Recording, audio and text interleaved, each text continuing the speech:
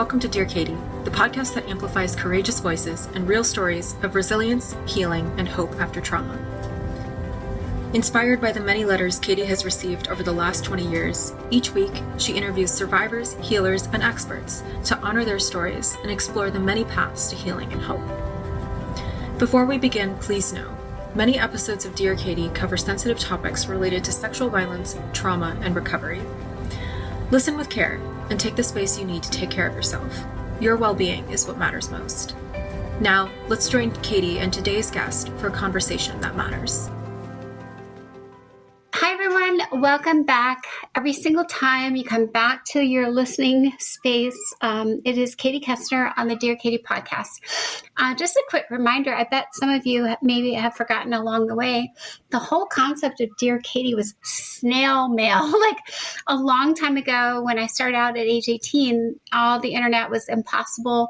And literally people, including even Time Magazine, gave out my real address. So all of a sudden I'm on the cover of Time Magazine and all these people are writing into me because I didn't even know that they'd given out my college really like physical address.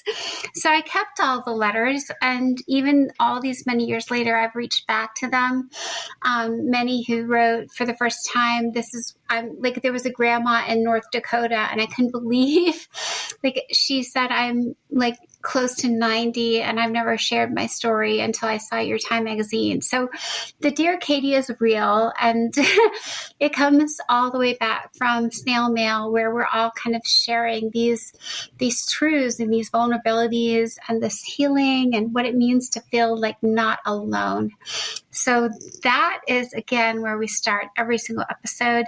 And today's episode is no different. Oh my goodness, you're going to love Kristina Haight. I think it's Haight, right, Kristina? No, you had it the first time, Haight. I said Haight? Yep. Okay, I was scared to say hate, but it looked like hate to me. But I think that's and for our listeners, it's not spelled like H-A-T-E, it's H-I-G-H-T. So Kristina's name has an interesting nuance to it, but you are going to, I think, really, again, sit with her story, sit with her journey, and just keep that journal going. Push pause when you want to write something more down. Come back to us. We'll be right here. Healing is a long and ever-ending process. So there's not a done date. There's not like, when are you over this date? There's like, okay, we keep going with this.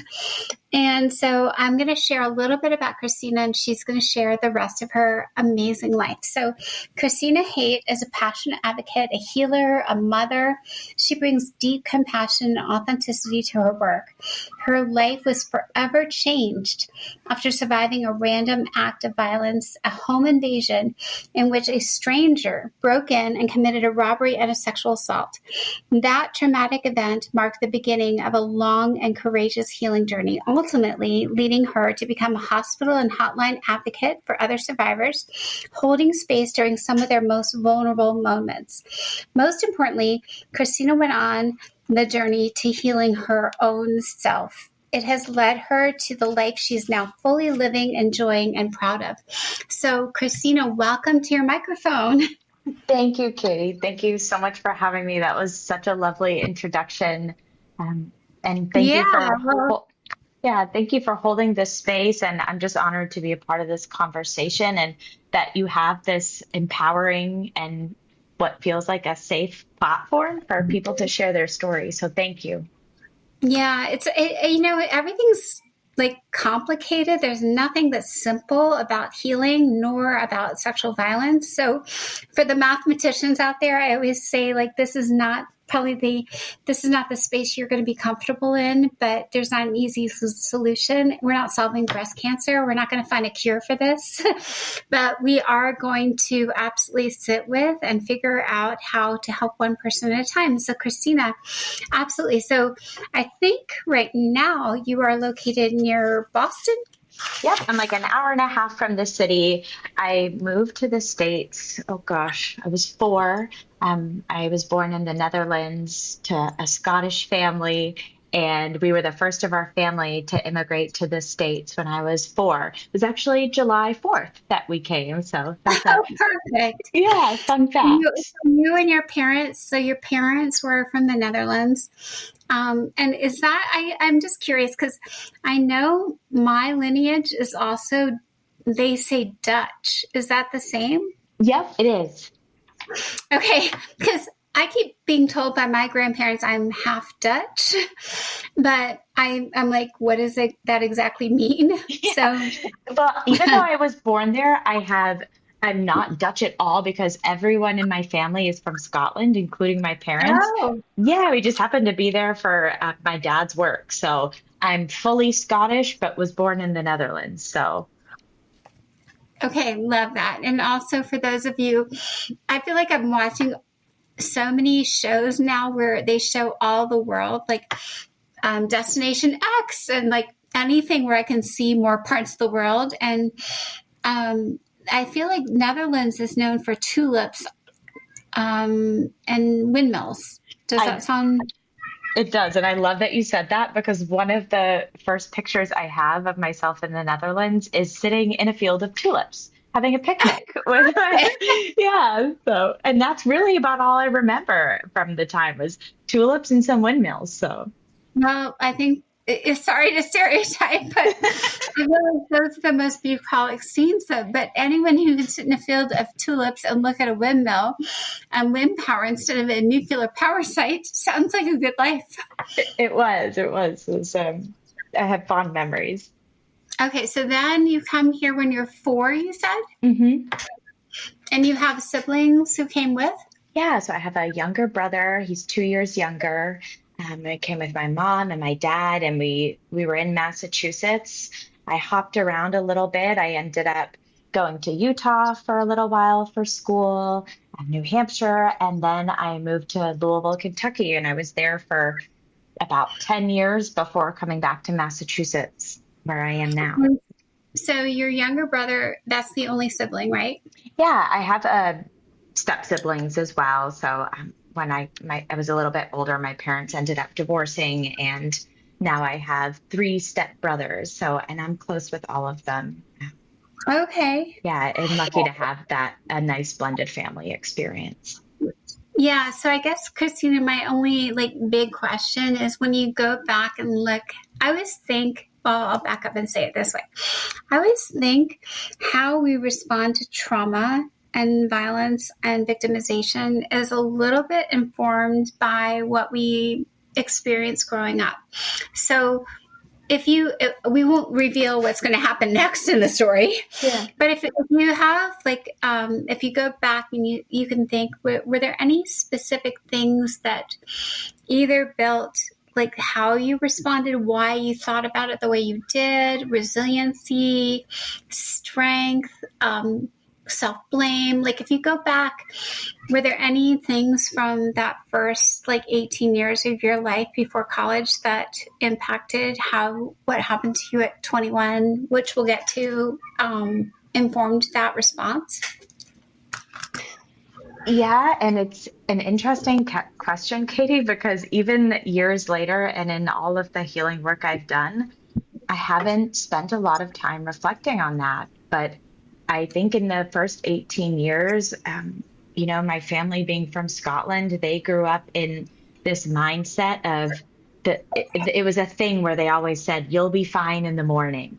So I went through life, anything that happened saying, I'll be fine in the morning. And it didn't always leave space for me to feel the grief of things that I experienced because it felt like I was just supposed to move through it. That's so interesting, Kristina, because it makes me think about, and I'll say this a little bit with a generalization, but I think this like push down emotions, you'll be fine in the morning, is the antithesis of like sit with this, build from it, grow from it. And I fear like sometimes when I speak with some of our male survivors or men when we're doing educational programming, it feels like their mantra has to be like push it down, suppress, and it'll be all better in 12 hours, So I think cultures, especially, or expectations of bury it rather than live it, become even more toxic because nothing can heal if we forget.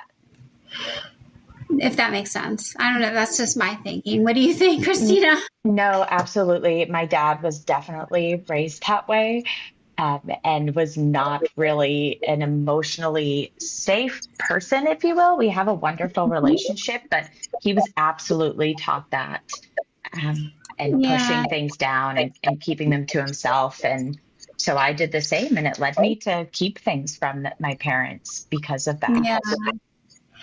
You know, Kristina, I really resonate with that because, like, similarly, my own dad, you know, he was a warrior literally at Vietnam. And, you know, the mentality was go to sleep and rise up and then go to war again. And so you can't even think longer than 12 hours at a time, right? Mm-hmm. And I think, you know, I was just reliving, and for our listeners, I was just looking at my book library, and there is a book that's about the woman who married men to get the war out of them.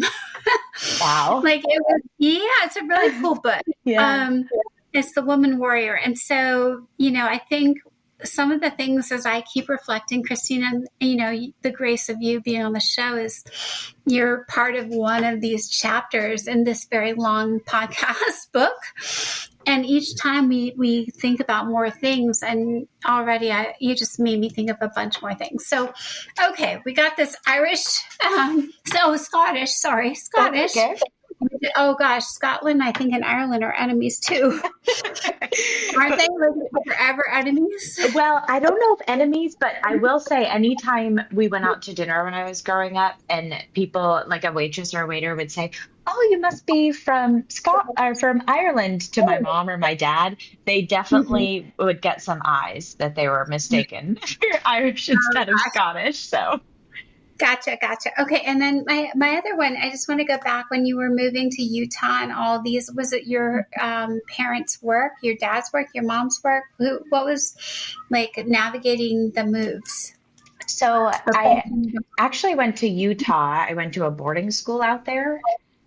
Oh, Yeah, growing up, my parents, they wanted me to go to a school that wasn't in a public setting, and there was some schools out there that they liked. So I went only for about a year, at the end of high school, and then I moved back to Massachusetts, and ultimately ended up moving to Kentucky. So from there.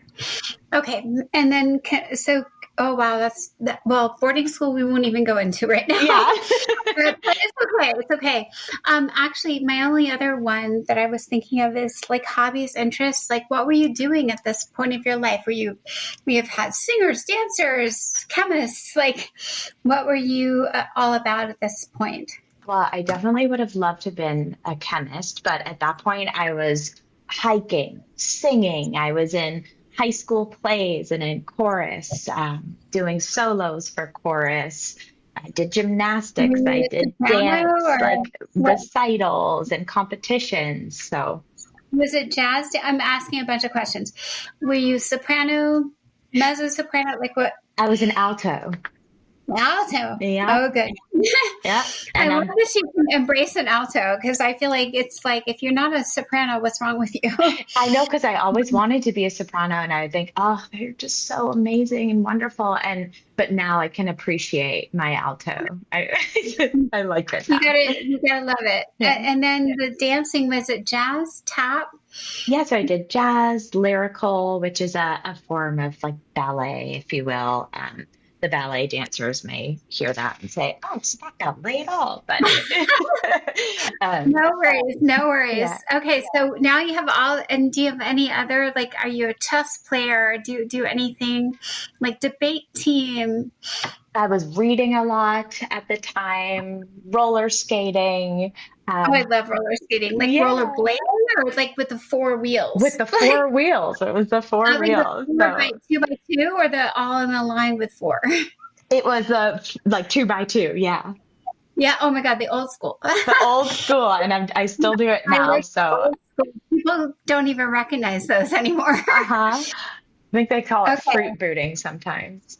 Yeah, totally, totally. I broke my arm roller skating. Oh um, no. no, I broke my wrist, and it was like in fifth grade. So I learned how to be a left-hander, Christina, because I hated the girl ever since. Like we were going so fast, and she like slammed into me on purpose, Oh because no. there were always these like ridiculous competitions, like who could go around, and the music would be blaring in the skate room, and then she took me down. She was from some other high school or middle school. And a wrist is a bad I'll never break, forget so. it. She had like hot pink socks, the cool short pants, and this dark spiky hair. And I was like, oh my God, she's coming for me. Oh no. I What a know. And so memory. it's so perfectly emblazoned, because when you break a bone, you kind of like, oh my God. Yeah, it But at stays least with you. You never forget the it moment it tells, happened. yeah, I think everything's a moment. But anyway, that's how I learned how to write with my left and my right. But all good. So now I've got this like better picture of you singing alto and doing the jazz dance, and the rollerblading, roller skating, I should say. And then you come back to Massachusetts, but then you go to college in Kentucky. So yeah, so I went to school out there. I actually met somebody when I lived in Utah who was also at the school that I was in, and he lived in Kentucky. And we ended up dating for a while, for a few years, and I ended up actually moving to Kentucky to be with him. And then Oh even my gosh. after, You were back yeah, that was when you were like 17. yeah, Okay. 17, I think I was turning 18. And even after we Um, split up, I ended up staying there for a while because I had I had a new friend group there, and it was a fun city, especially when, you're 18, 20 to 22. I was living the life for a while there. and you were in college at the time? Yep. And did you go to University of Kentucky, or which one? I went to University of Louisville. Oh, Louisville. Yeah. Okay, fun, fun. And what was your major? Early childhood. Like education? Yeah. So I did like kindergarten through third grade. Nice. And what led you to like thinking that's a good fit for me? Good question. I had just always found, just growing up, I was always the mother's helper. I loved babysitting, and I just loved being a kid as long as possible. And, getting to do that as a babysitter or a mother's helper just helped to maintain that innocence and that level of fun and playfulness that was just always important to me. Okay, last question about this. Okay. The boyfriend Mhm. from that you met at the boarding school in Utah, what did you adore about him? Hmm. He was very fun and spontaneous, and just would want to do these random fun activities on a limb, like just randomly, oh, let's go to this theme park, or let's go do this crazy fun thing, and just kind of living on the edge. And at that time, I really enjoyed that. So, Yeah, and he probably doted on you a little bit. yes, Of course. yes. Okay. So now we're done with Louisville, and you moved. And how old are you when you graduate? And you have the degree in early childhood by Yep, then? yes, yep. Um, Okay, so then what happens next? You graduate, and you're not with the guy anymore. no, so actually, I didn't graduate until a bit later. I My assault happened while I was in school, while I was still in school. I believe it was my junior year. And Okay. after that happened, I had to take a step back for a little bit, and it Okay. wasn't for a while Okay. later. Okay. Let's like go with that for a moment. Yeah. So you're now around junior year, and you're still with that boyfriend, or you're not together at this point? We had like Before, just broken up. And why, and just out of curiosity, was it like a bad breakup? Was it like, No, it was okay. I mean, it was tough just as any breakup is when you're, younger. I was 21 at the time. But just some regular old heartache, but it wasn't too bad. I'm still friends with him today. okay, gotcha. And then what happens next? As in, like what happens after the breakup and Yeah. And then so that was like, and then what happened when this incident happened? So now, now, Kristina, I know we're getting there, but I know something very, very awful and stranger-ish. So help our listeners like understand like where you were. I feel like I know you really well up until now. yeah. So can you talk us through what happened? Yeah. So, And the context and like what came before? yep. So I was actually on an awesome vacation in Florida with one of my best friends, who was actually my ex-boyfriend or that from the time, his sister. And we were in Florida. We were there a week, just us. It was so awesome. Lots of beach time, partying over there, just being 21. And then we drove home. We did like a road trip. And I lived by myself. So we had previously lived together in Louisville. And after we broke up, he moved out. So I was in this apartment by myself. So it was, And you were in an apartment by yourself in Kentucky. yep. And then I forget, how were you were on break in Florida? We were just on vacation in Florida prior to everything else happening. Yeah. And Okay. we came home. Mm-hmm.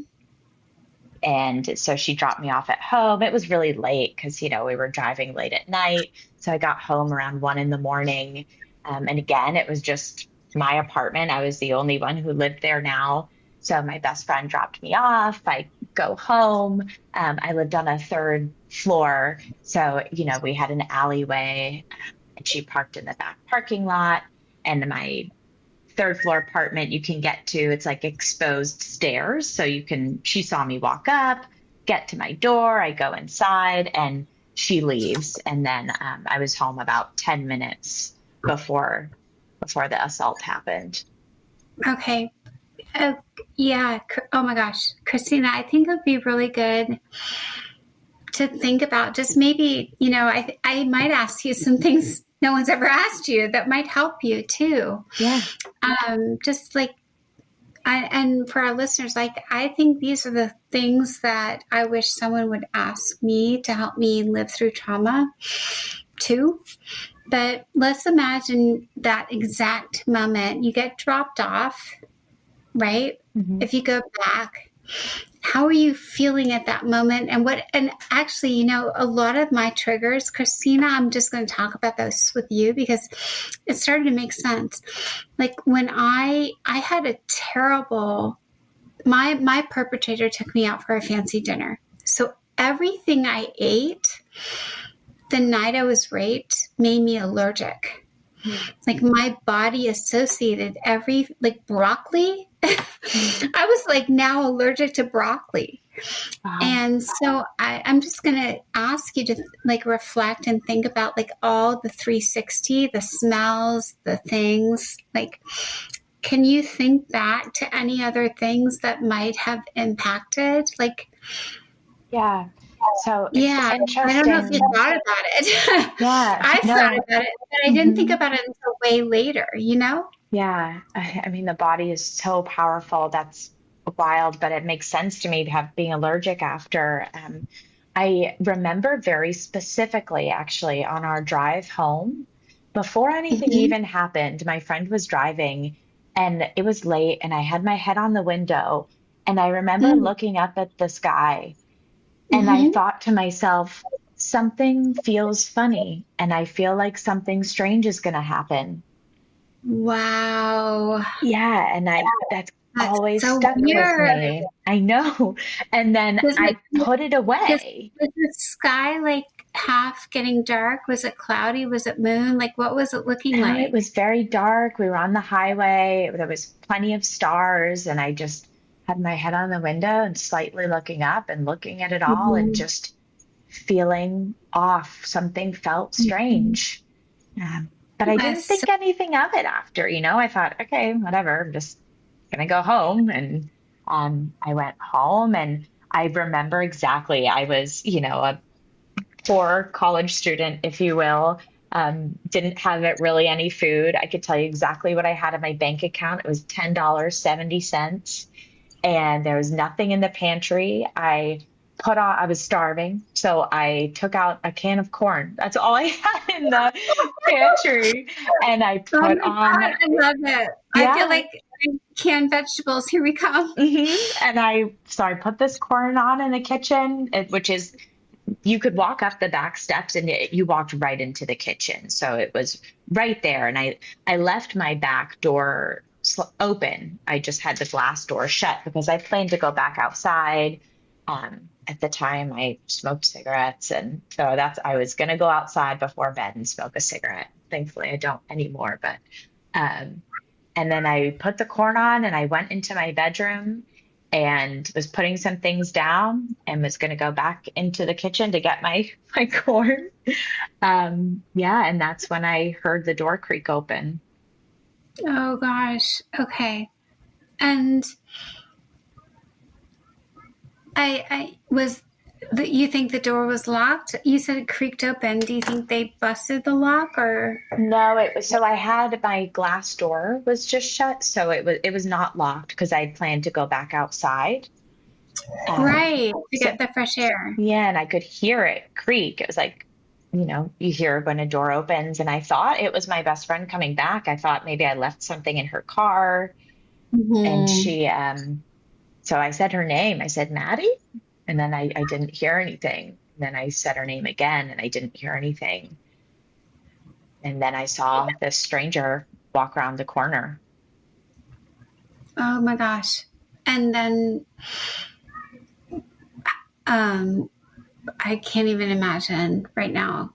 Kristina, were you paralyzed? Were you ready to jump into action? Were you like rolling a movie No. that you've seen in your head? Like what happened? Yeah, my body just, it takes over, really. I remember audibly gasping, and just freezing because this also involved, trigger warning here, I guess, a weapon.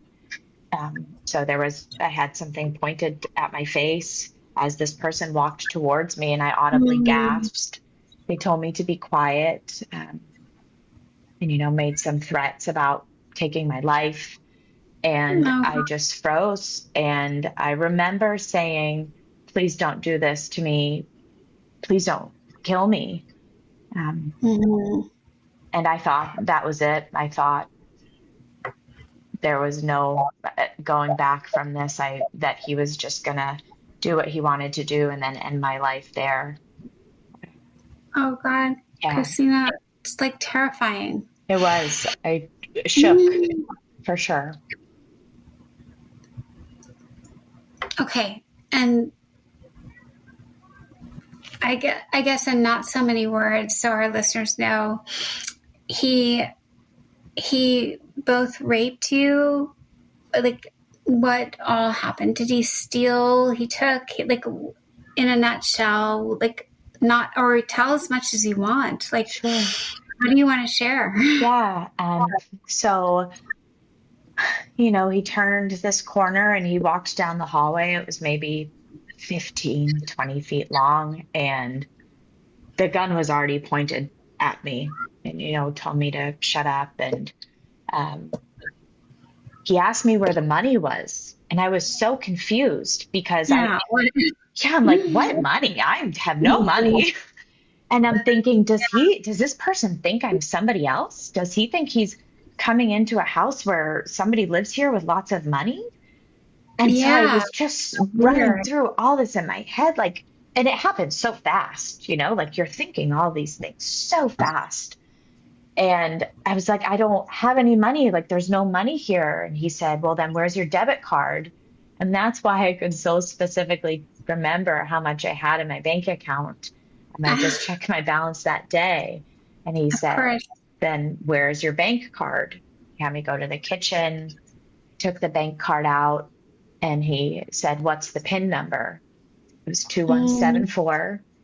And he said, tell me again. He had me keep telling him, um, and threatening, if this isn't, if you're lying to me, I'm going to kill you, and just all these threats. So at this time, I'm just trying to do whatever I can to hopefully survive this. And then after he rummaged through my room a little bit and I just watched, he took my cell phone, he took my bank cards. I can't remember, Katie, if he took anything else, honestly. And then I right. thought he was going to leave. And I thought, okay, this is it. He's going to go. And then that was when he came over to me and he told me to bend over my bed. Um, and I Mm, remember saying, no, no, please, please, no, and just told me to shut up. And I thought after that, he for sure was going to, end my life because he wasn't going to want me to be able to identify him and then there was a point halfway through the assault where I remember saying in my head, this isn't it for me. This isn't when my life is going to end, and I'm going to survive this. mm, wow. Oh my gosh. And then I can't even imagine. Did you like he left? Yeah. So he was done, um, he told me he's again more threats. If you tell anybody, I'll come back for you. Um, Made me repeat my card number again. And then he walked out the same way he walked in. Mm-hmm. And I stood there and I was frozen for a little while, maybe 10, 15 seconds. And I don't even remember what took over, but I ran outside and he went out the back door and I ran down the 3 flights in the front and I ran into the street and my neighbors across the street were outside.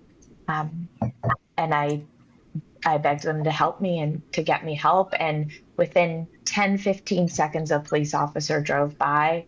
We flagged him Oh down. wow. Yeah, I was pretty much in the downtown area. So it was, a Mm-hmm. pretty active spot and active police. And he got an ambulance and I went right to the emergency room, got my kit done. Oh wow. Okay. And then you've got the kit. I'm sure that was horrific. Is there anything you want to share for our listeners that would help them if they have one done? Yeah. Like any tips or like ideas? I remember, so I had an advocate with me who just was provided by the hospital. And I remember there was parts of the kit that I could decline, and I did. And they did tell me, the more you let us do, the more evidence we can get. But there was still parts that I declined. And I remember that towards the end, my body it's normal for your body to just kind of shut off and go into this almost strange dream-like state. I know now to be dissociation, but that's what my body did at the time to protect me. It couldn't take any more, and it just kind of removed itself. I was like removed from my body essentially. That makes a lot of sense, Kristina. And I can kind of see you going numb. Maybe I can like think with you. I did not have a rape kit, Kristina. I like my poor. I'll just give you a breather because that was a lot. I'll Yeah. just give you a breather so you can hear my situation. Mine was that fellow student, and so when I went to the college health center, because I was like, I didn't know what to do, and they didn't tell me about a rape kit back then. I don't think they even knew what one was. And so all I got told was come back to see the doctor for a pregnancy test. And I did do that. But you know what's so crazy, Kristina? Back then, I did a pregnancy test, but I waited. No one told me to also get tested for all those other things, right?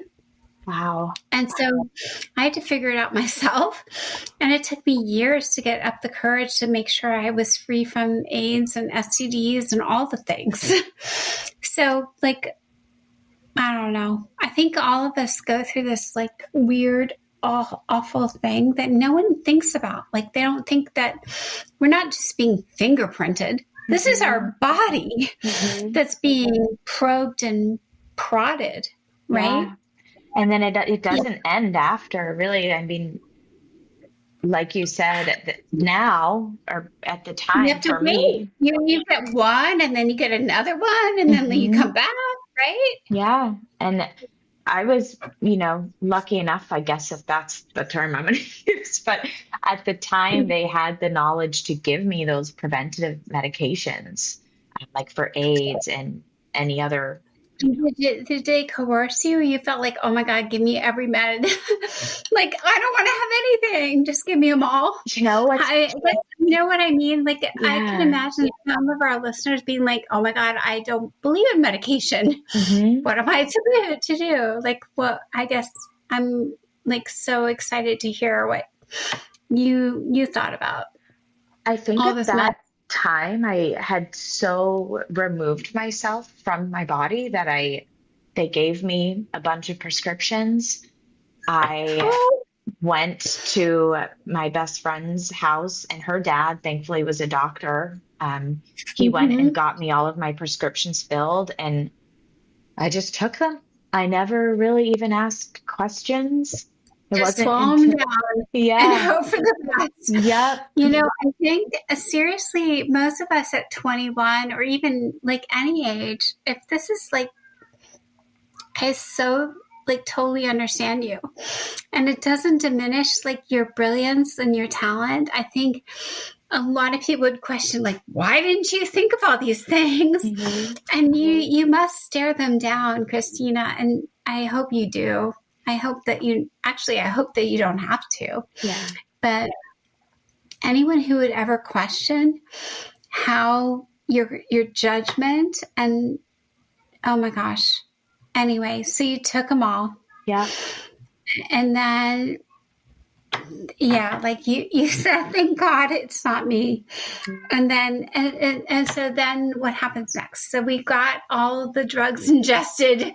We have all the tested and things done. And then what happens to track this guy down? Yeah, so the state immediately took this on, and he was caught 3 days later because he had taken.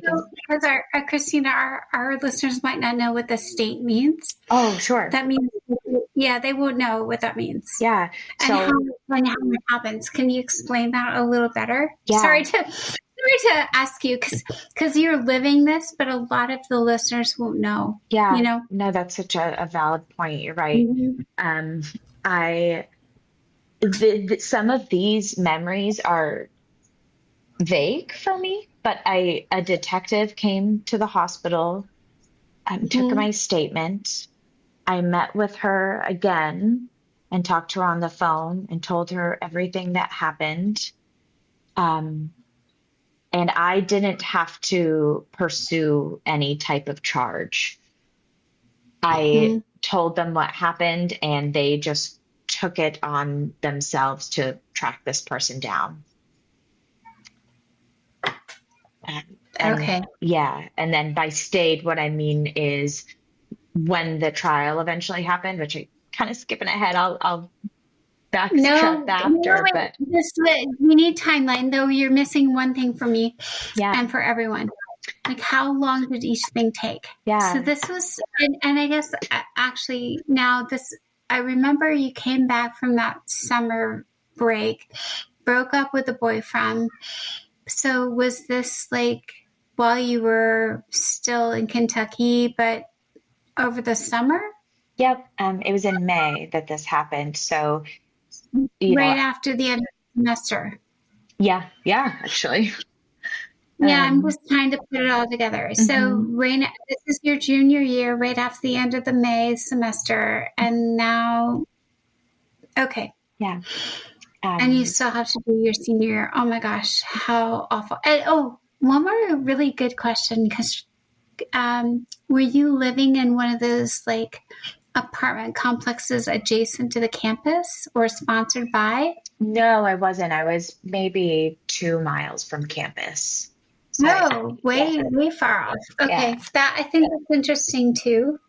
And was this the first floor, the third? Like, was it like many floors? Yeah, so it was the third floor apartment. Mm-hmm.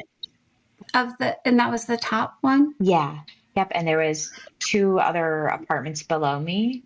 I actually Mm. originally had knocked Sorry, on. Christina. I'm thinking I'm like the super sleuth too, Yeah. because I really like to think about all the things that impact our trauma and Hmm. like where we were and what it was like and our cars and like even the guilt. Why did we choose this apartment? And you know what I mean? Like it all comes together in a like why me kind of question. Yeah.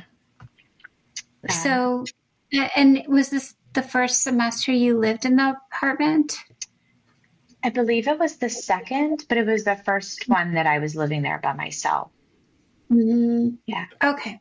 Yeah. Yeah, sorry for asking you that. But That's okay. I think one of the good things for our listeners is like, I kind of like to think about like everything we either someone blames us for or we hold ourselves accountable for. It just helps to know like, oh my gosh, look at all these stories. All of this are like accidents. Hmm. It's not like we deserved it, not one bit. So, okay, so now we have the rape kit. We have you going through what happens like with, oh, you said, yeah, they prosecuted and we were delineating, they they deemed your case worthy. Yep. And why when I say they, we mean the district attorney. Yeah. Yep. So, and Did he you had, have a victim advocate through the DA's office or no? yeah, so I had an advocate in the hospital. From I, the DA's office or an advocate from the Rape Crisis Center? I believe she was from a crisis center. Mm. And Mm-hmm. her name was Allie. She was wonderful. I think very Oh, fondly of yeah. her. Yeah. Um, but that it was 3 days after the assault happened that he was caught because he used my debit card. And they caught him on camera using it. And he also had taken my phone. So they were tracking my Mm. phone and they pulled him over on his bike a couple days later. And they, gave him a rundown of something that had happened in the area. They asked him for a mouth swab and he agreed. Whoa. Yeah. So, you know, Anything. long story short, that swab matched up to my kit and everything lined up, and this person ended up confessing. So, That. Why do you think he confessed? Or if you can guess. if I am to think of maybe the conversations that detectives had with him, everything was there and lined up, like all of the evidence, the physical evidence. They had him on camera using my card. There's a part of me that would like to say it's because he had remorse, but Mm. I don't know. I don't know if somebody who does something that violent has remorse. So I don't know why he Yeah, confessed. I'd love to know. I hear you. Okay. And then, okay. So he confesses. Mhm. Then what happens I don't after? Yeah, go ahead. Yeah, I don't remember how long it was that the first court case happened. I didn't have to be involved in all of them. I just went to a few of them, and the advocate and detective kept me in the loop along the way. Um, but I remember, in myself, I was in the years that followed. The trial was about 3 years long, but for longer, way past that, I was just a broken version of myself for many, many years. Trauma manifested in so many different ways, right? Like hypervigilance, shame, destructive behaviors. And I spent years just grasping for anything outside of myself to feel whole again. But spoiler alert, nothing worked. Okay. And when you say nothing worked, can you maybe list 3 things you tried for sure? Yeah. Well, none of them were, helpful behaviors. I tried things like over drinking just to make the feelings go away, and to not have to think about it.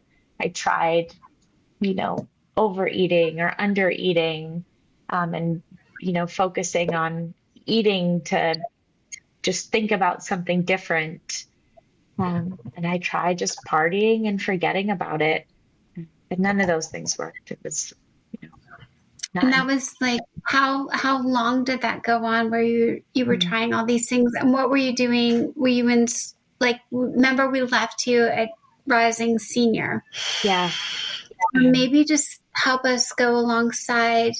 So did you drop out? Did you get a job? Did you go back home? yeah, I dropped out. I got a job. I actually was supposed to have my first day of work I was going to be a waitress at a bar.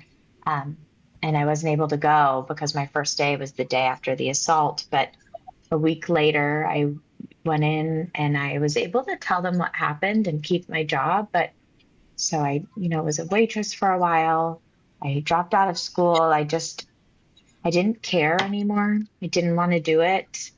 I even had my teachers come to the restaurant to like ask me to come back, and they would support me, and I just couldn't do it. I felt too broken and I couldn't focus. And it went on this way for years, honestly.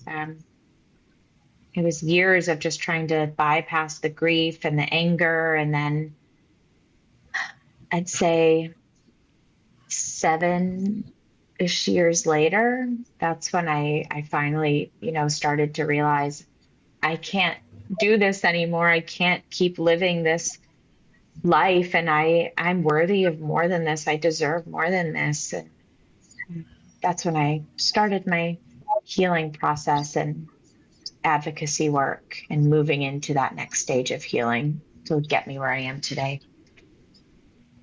Okay, so let's like round out our whole conversation with as many details in it, and like how can anyone else like sit with where you got this healing, Yeah, and maybe like narrate it, the whole thing.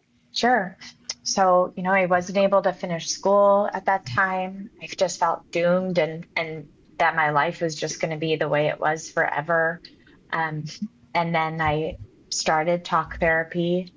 I got the courage to go back to school. I, something in me shifted where I felt more space, and I felt like, how can I use this to help other people? Um, I thought very fondly of the advocate that worked with me during the time, and I wanted to do that. So I eventually, it was, few years later, I moved back to Massachusetts. I was able to finish school in Massachusetts, and I took a course in advocacy work at the Center of Hope and Healing. And it was like a 40-hour course where, they essentially trained me to be a sexual assault advocate. And that allowed me to support survivors of sexual violence as a hotline advocate and a medical advocate, showing up in hospital settings to support, people through their kits, or just be there to offer support and resources that they need. And I did that for a while, and that helped me move into a space of healing. And then lots of talk therapy. I started EMDR, and that's when, the real work really started. And I was able to reprocess some of those deeply rooted like anger and grief and all that trauma. I was able to start moving it out of my body and finding things I was passionate about again. Yeah. So, Kristina, just if we could, just the last, like, I probably have two more questions, but EMDR we've talked about, but can you explain exactly how it was helpful to you specifically? Yeah, so EMDR is that eye movement desensitization and reprocessing. So there's a lot of focus on what is the belief that after the trauma happened, what was one of my core beliefs? And it was typically for me something like, I'm not worthy of a fulfilling life. And the EMDR, I was able to work with that belief and break it down. Um, I'm not a therapist, so I don't really know how exactly the eye movement and the reprocessing works, but No, just like how it worked for you. yeah, I was able to break down those thoughts and ultimately come on the other side to realize, like, oh my gosh, I am so worthy of a fulfilling life. And this does not have to be my story. And healing's possible even after the unthinkable. And it allowed me to reclaim my peace, my power, my voice, my joy. It was one of the hardest things I've ever done, but ultimately brought me to the life that I love now and my family. Yeah. I love that so much, Kristina. So I think the last question I have for our interview is where to from here? You are like definitely a triumph of a survivor. So what's next, and what would you like our listeners to know? Like what's next for you, and then like a final few tips, like when things get hard, where do you go? Yeah, I love this question. So I'm at an interesting place in my life where I have, my two young boys are 5 and 2. And right now, what's next is just enjoying this. I'm like finally in a place in my life where I'm enjoying it and being present and just finding joy in like the little day-to-day things and being with my family. And for now, that's my plan, to just live in this place where I feel safe. I spent so long not feeling safe in my own body and in my life. And now I do. And I just want to soak that up for as long as possible and, do some roller skating at the same time. So, um, but I would definitely say, the most important thing that I would want others to know from my story is that it's possible to get on the other side, even when it just feels like there's no hope, there's no joy, that it's just going to be the rest of your life is this, miserable, hypervigilant, shameful self, that there's another side of that. And it takes work, but getting through it is the most rewarding and wonderful thing I've ever done. And even though I wish I knew a life without the trauma that I have, there's a place now where I can feel almost thankful for it, because it brought me here to my family and to this place of peace and feeling full of love and life. And maybe the experience that I had helped me to open my eyes to have more of that. I think that's so beautiful, Kristina. I can't thank you enough for sharing everything you did. You've given so much, and your vulnerability and like honesty and openness is going to help everybody more than you probably we will ever know, right? Yeah. We'll never know the impact, Yeah. but we know we did our best. So I appreciate you very much, and I know our listeners will as well. So, Kristina, keep going with your own healing journey. Mm-hmm. And just in closing, I know you just gave a lot, but any last word for our listeners?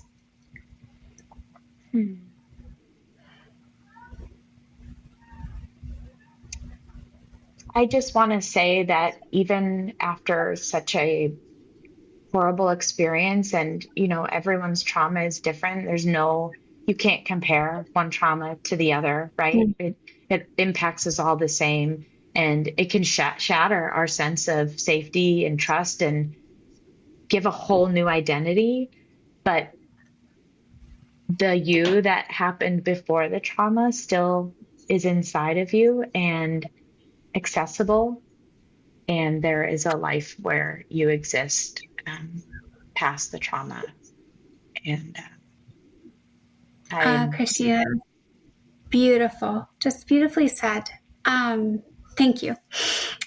Thank you, thank you, thank you. And for our listeners, like, come on, like, if Kristina can get through like horror and all she did, we all can do it. We all have to do it. It's not like an option. We just have to navigate it. It's either thrive and thrive, or we silence ourselves from our trauma. And can't be an option. It cannot. So Kristina, I honor you and your voice and your experience and all the goodness that will come from it. And to our listeners, honor you right back. Thank you for continuing to listen and think and apply and, again, thrive. So we will be here right where you found us next week. So continue to go forth in strength and more empowerment, and you are never alone in your thrivership and survivorship. So take care and keep going. Thank you, Katie, and thank you for giving me this space to share, and I hope it can at least help, even if it's just one person. I'll take it. So thank you. Absolutely, Kristina, and everyone keep going. Until our next episode, take care. Thank you so much for joining us on this episode of Dear Katie. These conversations are never easy, but they're always necessary, and we're so grateful you chose to share this space with us. If something in today's episode stirred something within you, please give yourself what you need. Whether that's rest, support, or just a deep breath, you're not alone. To hear more stories, resources, and survivor-centered conversations, be sure to subscribe and follow us on your favorite podcast platform. We want to hear from you, so please leave us a review and share your feedback.